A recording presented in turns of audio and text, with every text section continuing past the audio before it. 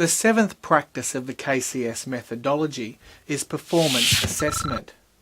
It is part of the evolve loop and consists of three techniques: KCS roles and licensing models, phases of KCS adoption, and the balanced scorecard. Now, before we cover these techniques, let's discuss performance assessment and measurement as a practice. Throughout this course, we've talked about the need to shift the culture and the values of the organisation to align with the desired behaviours of collaboration and shared ownership. Culture and values are reflected in what the organisation measures. But there are often disconnects between the stated values of an organisation and their metrics.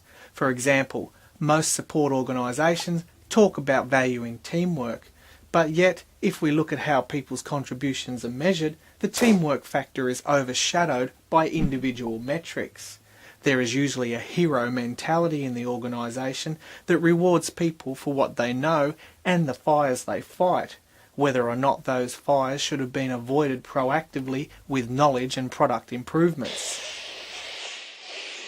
These same organisations will also practice stack ranking of employees, an exercise of ranking employees against one another, which is a linear mindset that promotes competition, not collaboration. Our traditional management practices for performance assessment are at odds with the KCS practices. In fact, if you think about it, these management practices may have just taught us what does not work.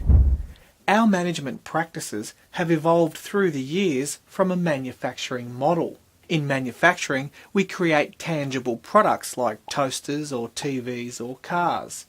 When the output is tangible, we can count it discreetly. The activity of individuals on the production line is directly linked to the outcome. How many levers I put on the toasters is directly related to how many toasters came off the line. In support, however, there is no tangible output. Our contributions are intangible. We create knowledge, relationships, and customer loyalty, and these cannot be counted discreetly. Activity in an environment of intangible outcomes is only loosely related to value. One of the key lessons learned from the consortium members' collective experience with performance measures is that if we put goals on activities such as knowledge article creation, it will result in a corrupt knowledge base. So if we know a lot about what does not work, what should we measure then? The performance assessment techniques will help provide some understanding on exactly this. We will cover KCS roles and the licensing model.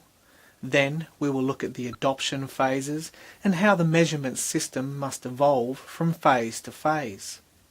We will learn how to assess who's creating value through a concept called triangulation. And we will go through some scenarios to show the value of some of these key measures with example reports.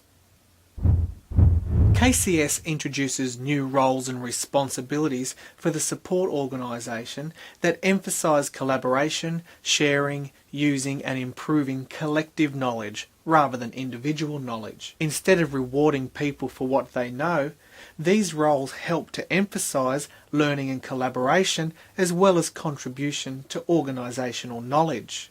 Retooling the way individual and team performances are assessed reinforces these new roles. The concept of assessing value through a process of triangulation is based on the work of Kaplan and Norton and their book called The Balanced Scorecard. From this multi-perspective view, we have identified key measures and reports to provide scenarios to show how these measures are used. Another characteristic of KCS is a strong emphasis on providing leadership versus traditional day-to-day management.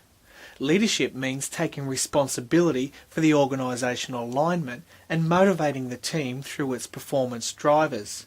We'll cover more of this in the leadership and communications practice. Leaders play a pivotal role. They define and set goals for the desired outcomes. They ensure that the tools and the infrastructure are integrated and aligned with the workflow. and also provides support analysts with visibility to performance feedback and indicators so that they can take the responsibility for managing their performance. For this scenario to work, performance measures must be clearly linked to strategic objectives of the company, and the team should understand these objectives. The leaders can then encourage participation in the KCS processes and reward both the individuals and the team's accomplishments in the creation of value in the knowledge base.